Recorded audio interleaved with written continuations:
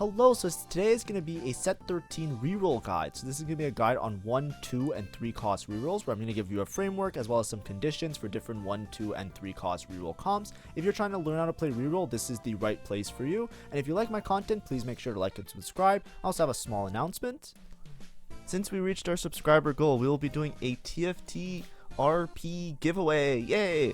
Basically, you'll go to the video. I'll put in the comments as well, but in the description you can click the Discord. There'll be a link to the Discord, and then once you get into my Discord, which is the Wolfgang Discord, there is in the text channels a TFT giveaway channel. You will go to this channel and then you will enter the giveaway using this button right here. Alright, so when should you consider reroll? You should usually consider reroll if you have a lot of copies of a particular low cost unit. Whenever you're considering reroll, it's going to be 1, 2, and 3 cost units. And you want to have a lot of copies of them because you're going to be trying to 3-star them. The idea of reroll is that you're going to roll as many times as possible in order to find them in your shop and then upgrade that unit to its absolute maximum potential. You also have to have good items for reroll units. A lot of times you're playing a lot more in the early game when you're playing reroll. So if you don't have early game items for those particular units, you might never get items for those units. So even if they're a 3-star version of themselves, they'll still do nothing without the proper items. Additionally, you have to have conditions for the particular reroll a lot of the time. This can either be augments or artifacts or particular item sets. An example with augments is something like no scout, no pivot, which can be really helpful if you're trying to play a particular reroll. Some rerolls that rely on sentinels really like no scout, no pivot, or some that really require the attack damage and ability power scaling work really well with it. That's like Vex reroll, for example, which we'll talk about. Superstar is also really good. If you see superstars and you have a lot of 1 cost units and you think you can make a really nice board out of that, then superstars will help strengthen that based on hitting the 3-star versions of them. These are things that can help you to consider, hey, maybe this is a good spot for a reroll. Additionally, you can't be contested. Depending on what type of cost reroll you are, if you're 1 cost rerolls, it's okay to be contested because there's enough in the pool for you both to hit the unit. But if you're playing 2 cost and 3 cost reroll, while there might be enough for both of you to hit, it's going to be very hard for you to hit, and that's going to obviously affect a lot of your placements. So you ideally want to be uncontested when you're considering reroll as opposed to like a 4 cost where it can support multiple people playing the same comp. Additionally, other people playing reroll is very important.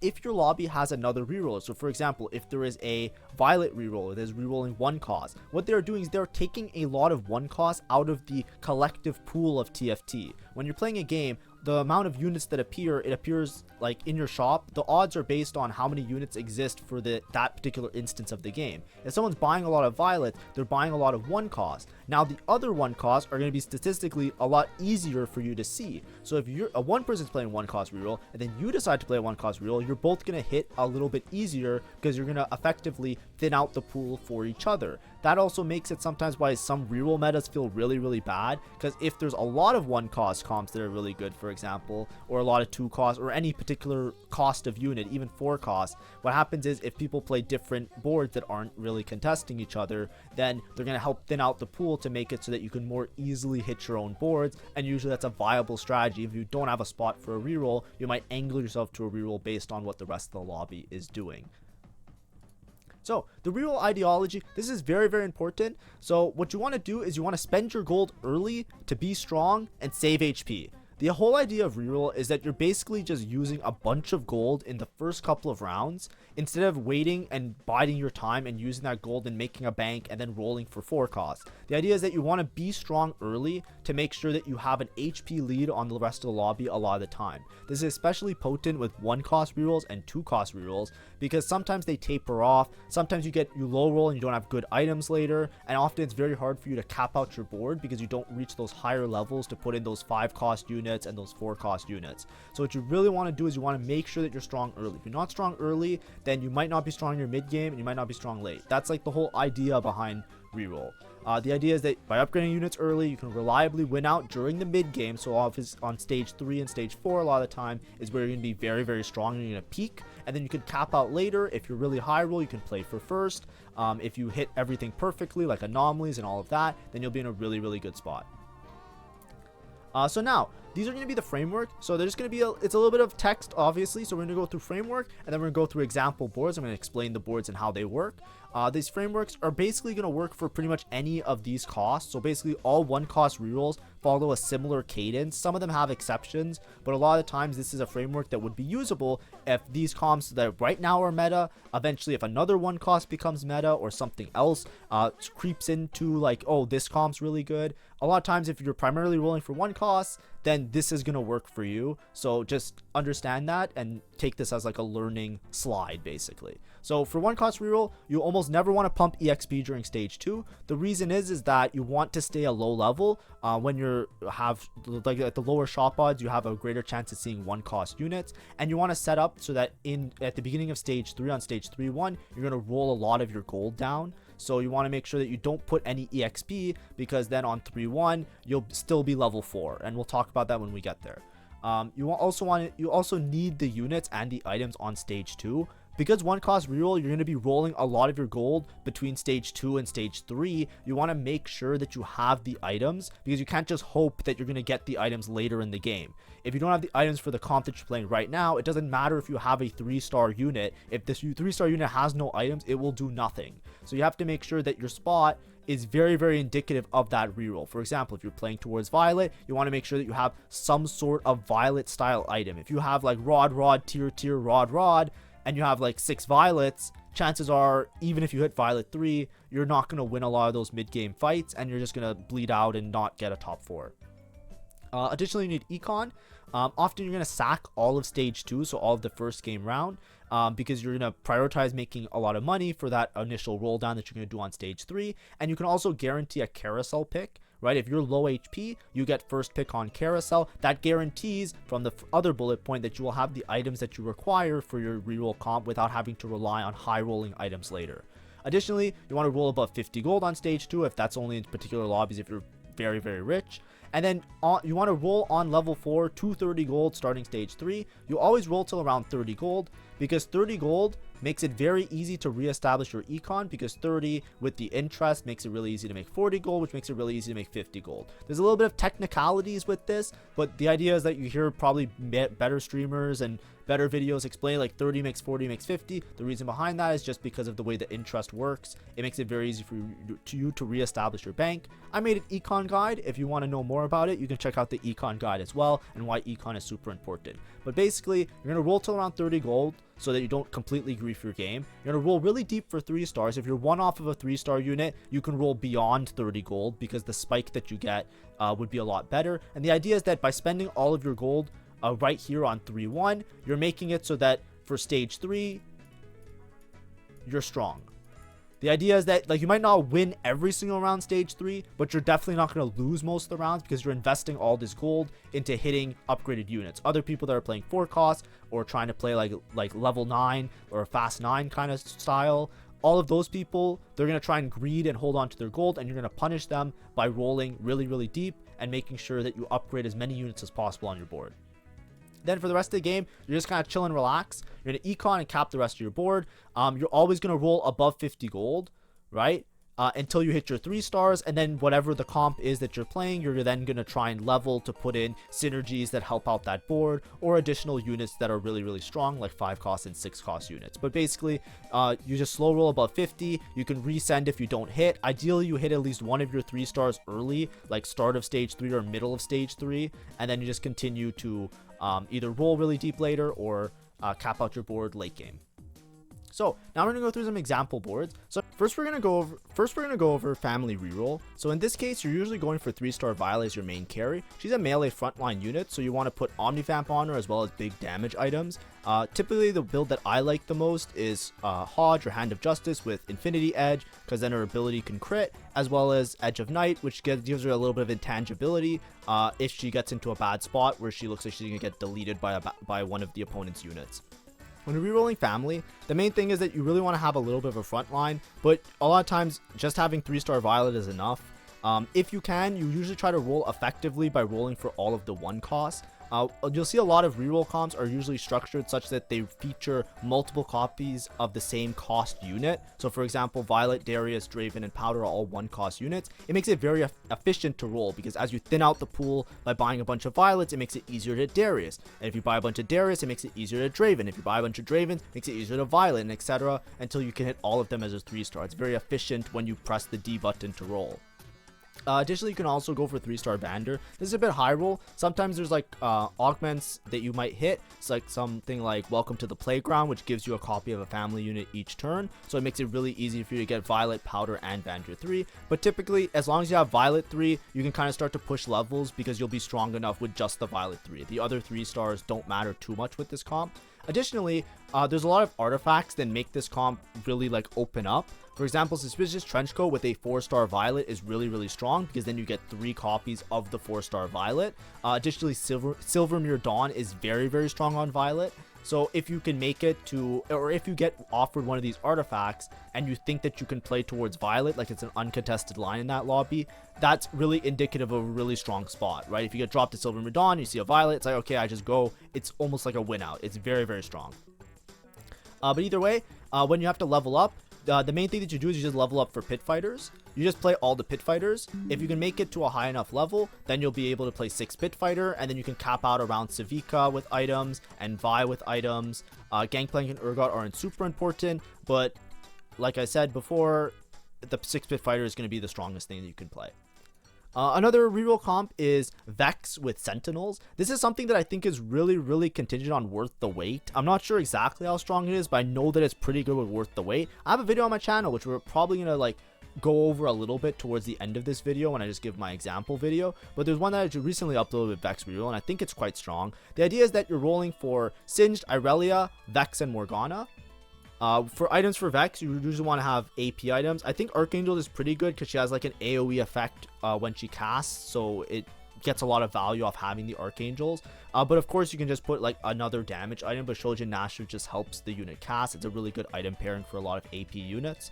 And Irelia is usually what I consider to be the main tank in this game, or in this style. If you have to pick between Irelia and Singed, I usually go for Irelia here if I'm playing Vex reroll. The reason is that it's easier to cap out the board because it gives you more options, right? Late game, you can play 7 Rebel if you have Irelia 3 Vex 3. You can also play really effectively in your mid game with Sentinels and Visionaries. Singed is really good for utility, so some lines really like to have Singed as a 3-star. I think Irelia feels a lot tankier when I play her, so I generally itemize Irelia here, but whatever you hit, right? It's very flexible because if you hit Singed 3, you play Singed primary tank. Morgana doesn't do as much damage as Vex. Also, we'll talk about it later, but there's a reroll line with 2 cost, which features Renata, and it has a very similar structure as this. So additionally, if you see a lot of Renatas, you can pivot from playing Vex as your primary to playing Renata as your primary, which is another option for this particular comp. But yes, to cap out, you can either play 6 Sentinel, you can play 6 Visionary, or you can play 7 Rebel. I personally think that the strongest is 6 Sentinel, and then the next one that I would go for is if I don't have the other units upgraded, I would just level and play this as a normal Rebel game, except I have a Vex 3 and an Irelia 3, and then I just play around Alawi as a secondary tank and Zoe as a secondary carry, which can work out really effectively if you're high roll enough that you can do all of that. Other comp, this is the spicy one. I would not recommend playing this unless you have a really good spot for it. I am not sure how strong it is. I haven't tried it out in the current patch, but I did try this out a couple patches ago, and I was able to get some top 4s and stuff like that. But basically, the idea is that you go for Lux 3, Zyra 3. This time around, you just try and 3-star Leona and Irelia. It's really contingent on having a good Academy item, but if you have a good Academy item, then you can get a lot of damage off the Lux, and you're basically going to re-rolling similar to the other one, Sentinels, except this time you're going to be having a Sork backline, and you're going to play around Academy. To cap out this board, you can once again go for a 6 Sentinel frontline, or you can play around having extra Academy units because you can play the Jace, which is a really good late game unit because he gives you this extra crystal, which is basically just like broken. It's just like an extra frontline unit that respawns, and then you'll put Jace in the back line.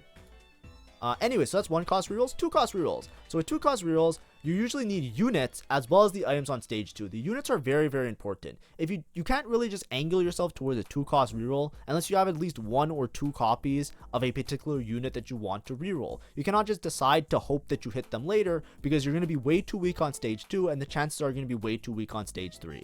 On your stage 2, you can either econ or play the strongest board. I always prefer to play the strongest board when I'm considering 2 cost reroll, because it takes a little bit more time to hit the 3-star version of that unit. Not only do you have to manage hitting the unit, you also have to make it to level 6, right? A lot of times you can go out to level 6 on either 3-1 or 3-2, and you're usually going to roll until you upgrade that unit.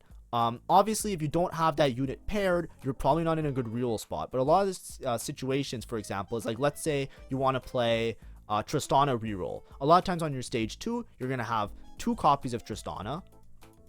So then at the start of stage 3, what you do is you level and then you roll for the 1 copy to upgrade the Tristana to 3 copies. If you don't have 2 copies of Tristana, it's probably not a good idea to angle yourself towards the Tristana reroll, because you probably are going to lose most of stage 2, and then stage 3 is obviously going to be pretty difficult if you only have a Tristana 1 in the backline. The idea is that you want to be strong on stage 3. You might not hit the 3-star Tristana. I'm not saying you're going to high roll, but you want to level and then roll till around, same as usual, roll till around 30. Try and get Tristana 2. If you don't hit Tristana 2, your spot's going to be a little bit worse, but ideally if you roll, you're going to hit some of the upgrades around your board, which will help you out a little bit.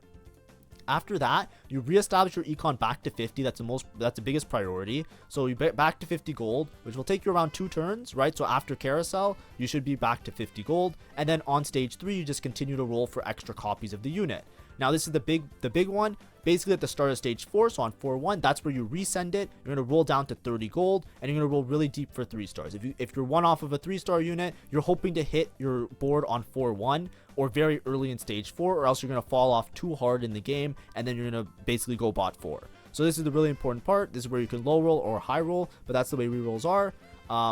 You just got to try and send it on 4-1. Like I said, stay above 30 gold. If you're one off of a unit, just roll really deep, right? If you're one off a unit, the spike that you get from hitting the 3-star is way more worth it than the extra little bit of econ that you're greeting. Obviously, spot dependent. You have to decide on that for your own, or you can watch some of my VODs or VOD reviews where I kind of explain my thought process and when I break the rules and why I break the rules. But this is like a general good rule of thumb. And then for the rest of the game, you're basically just going to get your econ back up, level, put in other synergies, cap out your board, similar to the other rerolls. But as you can see, you're more expected to hit it around 4-1. It's a little bit of a later tempo, so that means that your spot has to be a little bit more indicative of those units early game to make sure that you can translate that into a late game board.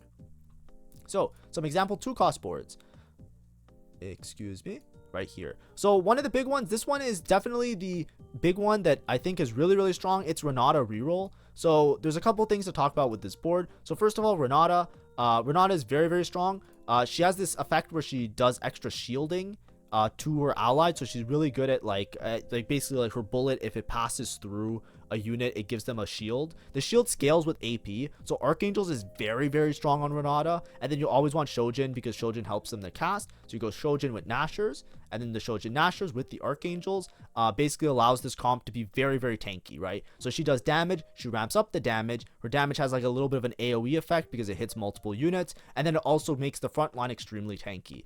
The way to make it even more tanky is to also play it with Vertical Sentinels. Typically here, you're prioritizing Singed as the main tank, because your front line is going to be so tanky between the Sentinels and the Renata. What ends up happening is Singed lives a really long time. Singed has an effect where he gives attack speed to the unit that's doing the most damage. So the Renata is basically going to gain attack speed, which helps her to cast, which helps her to keep the front line alive, which just stockpiles and does an insane amount of damage. So typically when you're rolling for this comp, you're rolling for Renata 3. You can roll for Rel 3-star as well. You can roll for Singed and Irelia. Depending on your spot, like depending on how many copies of each unit you have, sometimes you don't roll on level 6. Like you can either roll on level 6 if you think that you can hit Rel and Renata, but a lot of the times you actually roll with this comp on level 5. You kind of split the difference. You make it easy to hit the Singed, easy to hit the Irelia, as well as easy to hit the Renata. Additionally, you can also roll for the Morgana and the Vex, but it does depend on your spot, right? Obviously, I prefer to roll this on level 6 when I'm playing this comp, but it is very contingent. If you don't have a lot of Singes and you have a lot of Renatas, for example, you can roll on level 5 because then you can balance, get more Singes because you already high rolled and found a bunch of Renatas. But this comp is very strong. You can also play it with Chem Baron.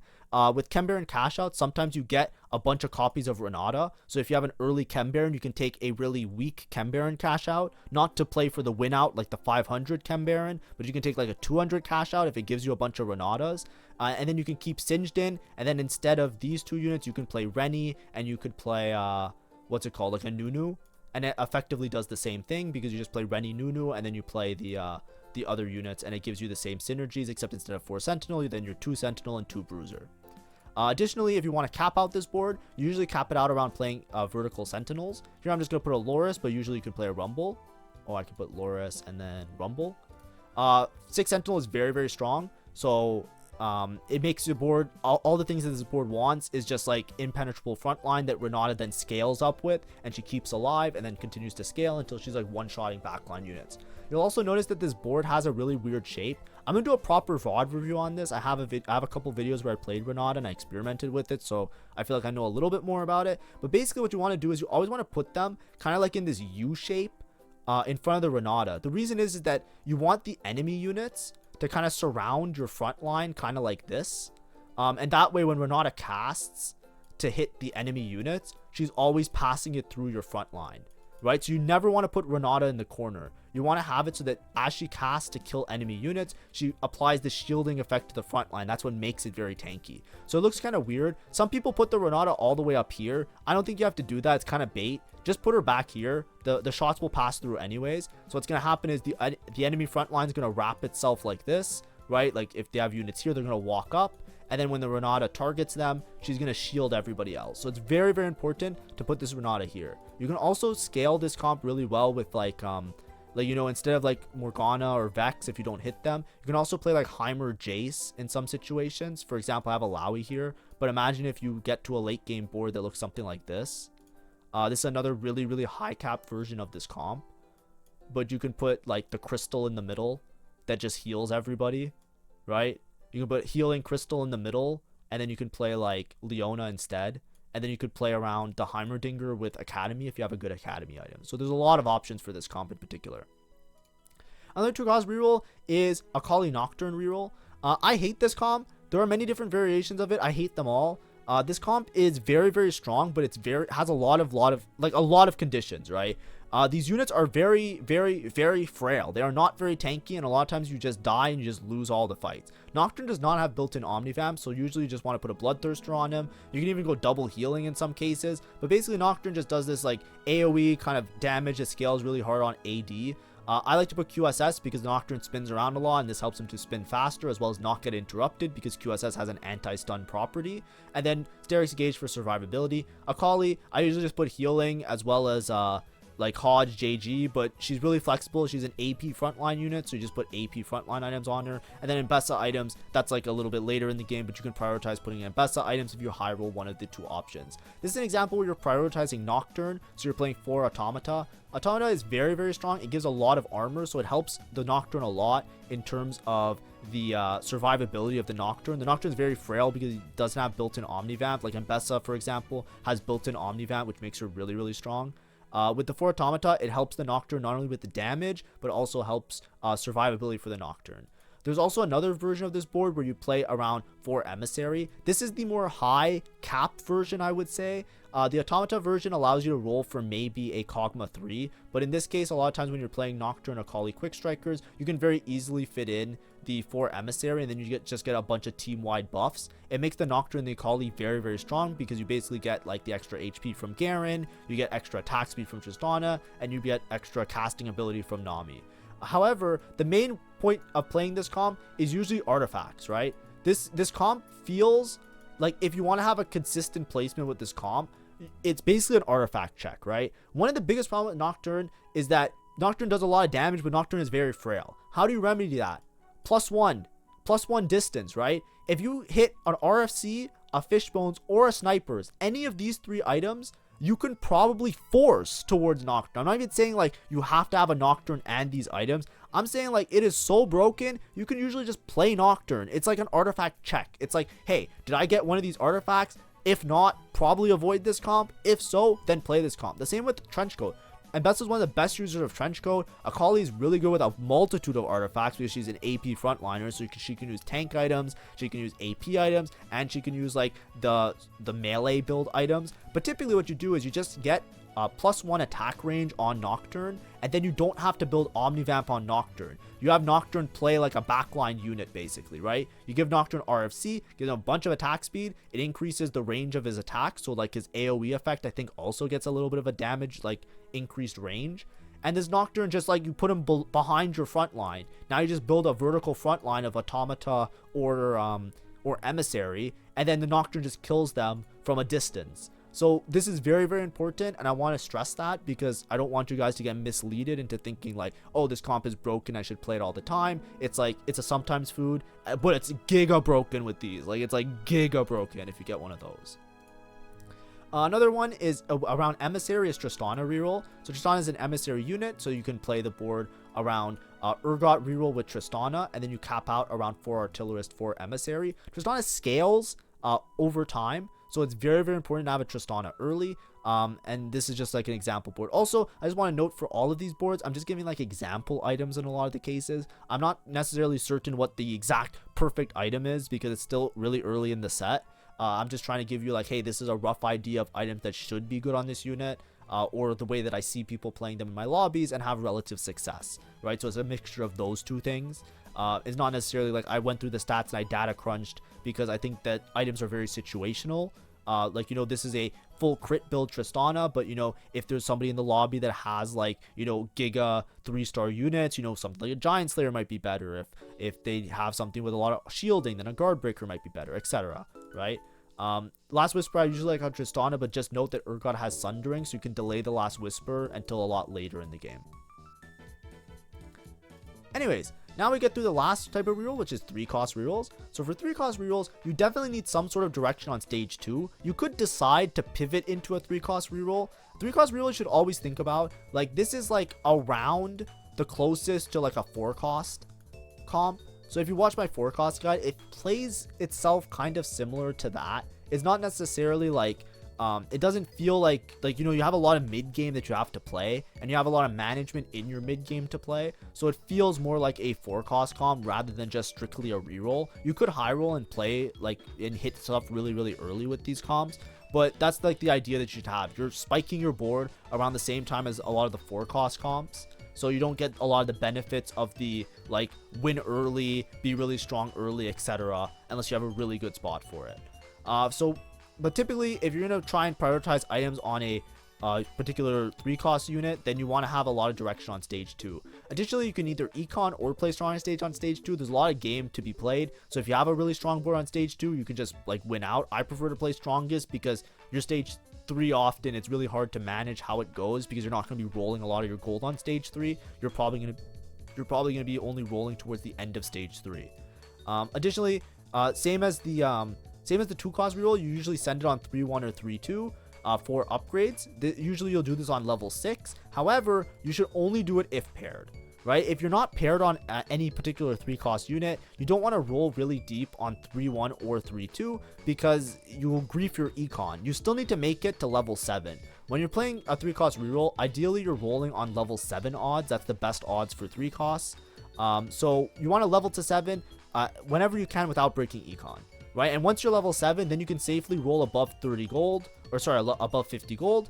And then the main thing is like the same way people are spiking their boards on 4-1, 4-2, you want to roll down to 30 gold on 4-1, 4-2 just to get upgrades. You want to upgrade pretty much all the units that you can. If you're close to a 3-star because you're high rolling, you can roll deep. But a lot of times you don't really expect to hit a 3-star 3-cost until a lot later in stage 4 or beginning of stage 5. So a lot of times you're gonna have to resend on stage 5. It's very similar to like a 4-cost comp, right? If you roll down early and you high roll, then you just win out stage 4 and you go straight to 9. It has the same cadence, right? You either hit early. If you don't hit early, then your stage 4 is a little bit sus, and then on stage 5 you have to send in, you absolutely have to hit, or else you lose the game for sure.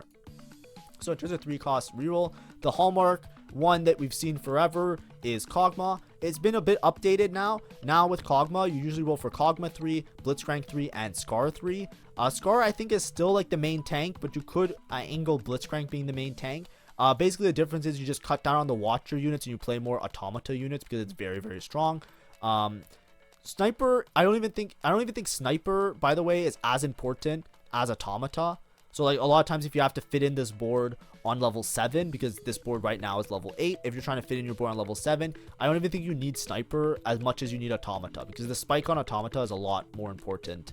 Because the Kog'Maw is going to ramp up anyways. Kog'Maw has a ramping effect, so usually you just go for Guinsoo and Archangels. I'm sure there's other versions of these items that work really well on Kog'Maw, but typically you just want him to like absolutely like delete units as you stall for time, and Automata gives a bunch of armor and Watcher has a bunch of frontline, so this works out really well to stall out for this Kog'Maw. If you have a 6 Automata situation, like you have a Spatula, then you have a really, really high cap, which you can then cap out around 6 Automata, and it's broken because they giga buffed it, right? You do a bunch of damage and you get a bunch of armor, so it serves both purposes. Other 3-cost rerolls, there's not that many, by the way. Like if I look at the 3-cost rerolls, a lot of them aren't really relevant in the meta, so everything from this point onwards is going to be spicy, so please be warned, don't try these unless you have an absolute really good spot for it. But I'm just trying to give you some examples, right? So for example, this is a Conqueror reroll. If you have a Conqueror Spatula, Gangplank and Swain reroll is very, very strong. With Gangplank, you usually just put big damage items on him, AD items, and then Swain, usually because he hits so many units, a lot of times like an anti-heal item is really good, but you put out Archangels for ramping. But the items are very flexible on these 2 units, and the idea is that you just play Conqueror. By rerolling these units, you become very strong in your mid game because you're kind of stabilizing around them, and if you can hit like 6 Conqueror, then you can get a lot of stacks and cash outs. Additionally, if you don't want to play 6 Conqueror, eventually if you hit Form Swappers, the max cap of this is to just play Form Swappers. So it's contingent on finding a Jason and Elise. But you can play Jason Elise and get 4 Form Swapper. It also works with a certain augment that's called like Why Not Both, which gives you like a copy of a Swain. Like it makes it so you have both Swain frontline and Swain backline at the same time, or like each of the Form Swappers. And in that case, you just drop a lot of the Conqueror setup and you just play vertical Form Swapper, and it gives you a lot of damage and a lot of durability, so it works really, really well. But typically, you're going to put them both in the backline. Additionally, you can play this board with Emissary and Form Swapper. This is the strongest version of this board, and it's very, very high roll. This one you can also play without the Conqueror emblem. It's just kind of useless. But basically, as you can see, it's a very, very high roll comp. A lot of times for this comp, if you want to play this version, you play it on level 8. There were people that I saw play this comp in tournament, like, you know, really high-end challenger players that were trying this out. So that's why I included it in the slide, just because like, hey, if this becomes really relevant, you guys can play it, but your spot has to be really, really good for it, right? A lot of times, because you're rolling on level 8, you want to roll on level 8 because you need all of these other units that are very expensive to make this board work really well. Additionally, you need to find a lot of copies of the Gangplank and Swain, because if you're leveling to 8, you know, this is like a sometimes food in maybe like a Scuttle Puddle where you have a lot of gold. You could just sit on level 8 the whole game and just roll until you find Jace, Elise, Gangplank 3, Swain 3, and just like cap out your board really, really high that way. Additionally, I've seen this board a couple times in my lobbies and it did quite well. I'm not sure how strong it is because it's really, really dependent on how early you hit, but you can play like a 4 Sorcerer setup or a vertical Sorcerer setup with Black Rose and Swain. So this is like a Swain Nami reroll. A lot of times this comp isn't very good unless you have both Swain 3 and Nami 3. Nami does a lot of damage and she's really, really powerful. So a lot of times you'll be itemizing something like this, where Nami will be like a dual carry, and then you'll try and get like a strong front line. Sometimes you go for Nunu 3, or in some cases you play like Blitzcrank in your front line as well. But here I just have Garen. This is a very, very high roll style comp again, so I don't think it works really well unless you have an incredibly good spot for it. So I would be very careful of it. But anyways, those are some of the guides. 3 cost isn't in a good spot, by the way. Right now, I'm just going to put this out there very fast. Right now, the shop odds are bugged for 3 costs. So you want to be very, very careful. It's a lot harder to hit the 3. Basically, all you have to know is that it's a lot harder to hit the 3-star 3 cost. The shop odds are a little bit less than intended for the 3 cost units on level 7. It's still good if you have a spot for it, don't get me wrong. Like, I've played Kog'Maw multiple times and it's been quite good, but it's just like, be warned that that's something that will be reverted in a B patch or a upcoming patch, right? The reason that they didn't change it already was because it was the big TFT Macau tournament last weekend. So a lot of the efforts were put into that tournament, and they didn't want to change anything last minute before the tournament because of the like competitive integrity and stuff like that. If you want to know more about the shot pods, you can just look at the TFT main Twitter page. They posted it. It's one of the posts on the Twitter, and they talked about it before the Macau. They were like, hey, we can't change this because Macau's starting. So yeah, that's just how that's going to be. Anyways, let's continue. Late game board cap. So a lot of times when you're playing reroll, it doesn't matter what your reroll is. I told you some of the conditions of how to cap these particular reroll boards, but just as a rule of thumb, there are some very easy ways that you can just cap out your reroll boards, especially in set 13. So for example, emissary. If you're not already playing around an emissary unit, basically just playing any of these units gives you a team-wide buff. So if you have multiple 3-stars, just playing a Tristana gives you a bunch of attack speed. Nami gives you some mana. Garen helps your front line with some tankiness. Ambessa gives you armor. These are things that you can just play to strengthen your board, because a lot of times when you're off level, for example, like let's say you're not 6 pit fighter, right? Let's say you don't have a Savika yet, right? Who do you play here, right? I don't have a Savika. Who do I put on this board? Well, you can just put any emissary unit, right? Just play a Tristana. Fuck it. Right? Play a Tristana, it doesn't matter that you get artillerist. That's fake, right? But the thing is, she just gives attack speed to everybody, right? Attack speed is attack speed, right? That's an emissary bonus. Take the attack speed, right? That's what you do. A lot of times, like in between levels, it's really important to just play an emissary unit. It just buffs your board really nicely. The other thing new to this patch is 6 cost. Any 6 cost is going to be better than most traits or most units. So if you're in a spot where you're rerolling, you're spending a lot of gold anyways, especially if it's like a late game board, like a 3 cost reroll. So you're probably going to run across, like you're statistically likely to like find a 6 cost eventually, because you've already rolled a bunch of gold when you're playing reroll. If you find a 6 cost, then you can level and play a 6 cost, right? Once you hit your board and you just push a level, you can just play the 6 cost. Victor is broken. If you ever see a Victor, you always play Victor. It's always better than pretty much anything else you can play on your board, guaranteed. So yeah, always be aware of that. And then you can also have an upgraded 5 cost. There's some 5 costs that are just unanimously good on boards. So for example, sorry, I'll scroll down a little bit to make this easier to see. So for example, Jace is really good because he gives you this crystal. He's a crystal daddy that just, the crystal in the front line is like a resummoning target dummy. So if you can just play a Jace randomly on your board, a lot of times Jace randomly on your board is very good, and it's the correct decision. You don't have to have Academy Form Swapper. Jace just gives you a target dummy for free. He's 2 units in 1. So especially when you're playing a reroll, if you need something to put in the meanwhile before you reach your max cap, he's really, really strong. Rumble has utility and anti-heal, also scrap. A lot of these reroll boards have a scrap unit, so you can get extra value off the items. He's also a really tanky and really good frontline unit. LeBlanc, additionally, also has, like, she's like amp, right? She's like a damage amp effect. A lot of her damage is like she marks people, and then the amount of damage that they take, she then does damage on top of that and then spreads it over different people. So if you have another unit that's doing a bunch of damage, LeBlanc with no items just serves as like a damage amp for your board in a way. So a lot of times if you're looking for somebody to play, it doesn't matter if you don't have Sorcerer, it doesn't matter if you don't have Black Rose, shoving in a random LeBlanc is basically just amplifying the effects or the damage that the rest of your board is doing. So it's very, very worthwhile to put on your board. So in summary, here's a little summary slide. It's basically everything that I said already. I'm not going to repeat it. Instead, we're just going to look very, very briefly at a game that I posted. This is a game from a couple days ago. It's just Vex Reroll with no scout, no pivot. So I'm in a spot where I can play Vex Reroll. I'm just going to show you roughly the roll down and how I cap out the board and how I play around the board. And that way you can use this as a rough example. If you want to watch the full VOD, I explained my thought process and my steps along the entire way while I was playing the VOD in the first place. So we see no scout, no pivot. It means that I can't change my board. I think that I have a really good spot. I have a Vex 1, right? As you can see, I just really, really believe in this Vex line. So before I saw no scout, no pivot, I saw that there was a Vex in my shop. So I know that I have two copies of Vex. I have an Irelia upgraded. And I felt like, okay, with no scout, no pivot, this will be a good option, because I think that I can force towards this line and I'll be really strong in terms of my items and everything else. Here I talk about it because this is a VOD review. Basically, as I go through this, I'm just going to skip to here. I just focus on making econ. I hold on to the units that I need to hold on to, the sentinels and the visionaries. And then what you're going to see here is that I'm going to roll pretty aggressively to find copies of the units.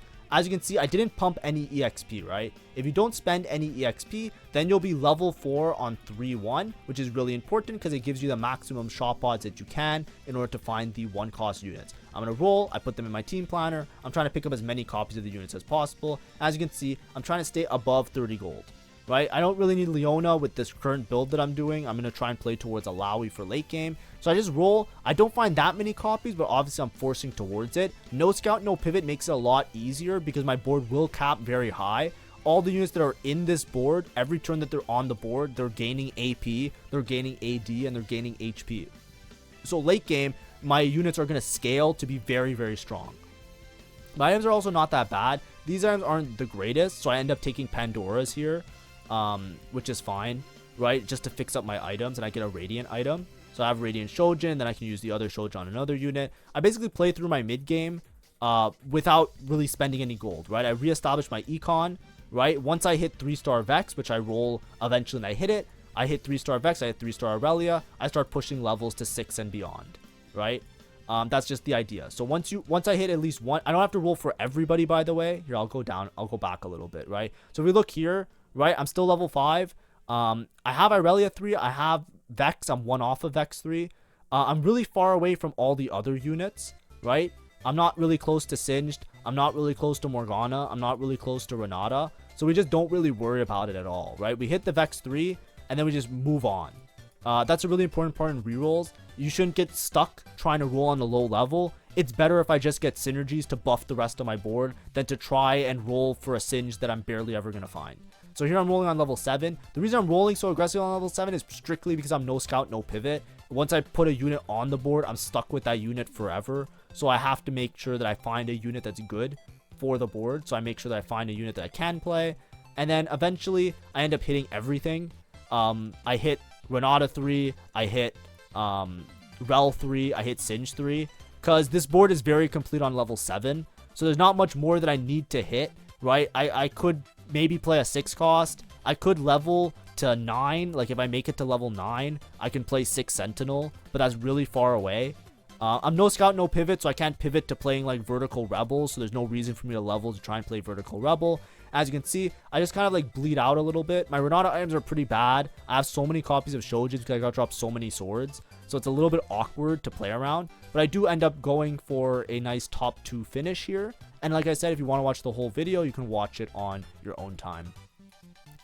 But that's just basically how I played my early game. As you can see, for most of my stage 3, I rolled my gold down. I don't win every single fight stage 3, right? I even lose the first couple. But the thing is that I'm preserving a lot of HP here because I have rolled my gold already to upgrade my units. And then once I hit the 3-star units, I'm very strong. Now, this is a little bit awkward because I am no scout, no pivot. So I wasn't playing it from the best possible spot. This is an example of if I had a spot where I already had like a lot more copies of Vex, I would have already had Vex 3 by now. Because I'm not playing in the best spot. As you can see, I do lose a couple rounds on stage 3, but all of the fights that I have are very close, right? They're not that bad, and I have a scaling augment, which makes it very, very good, right? It doesn't matter if I lose too much stage 3 because my units are going to get stronger by the time I get to stage 4. If I didn't have that no scout, no pivot, I would probably roll a lot more during that stage because it would make more sense. I explained this in the video as well a little bit. But anyways, that's your summary. That's your reroll guide. Hopefully it was informative. Hopefully it wasn't too long. We went through 1, 2, and 3 cost rerolls, and yeah, enjoy your games. I'm glad that a lot of people are enjoying my videos. Make sure to join for the giveaway in the Discord.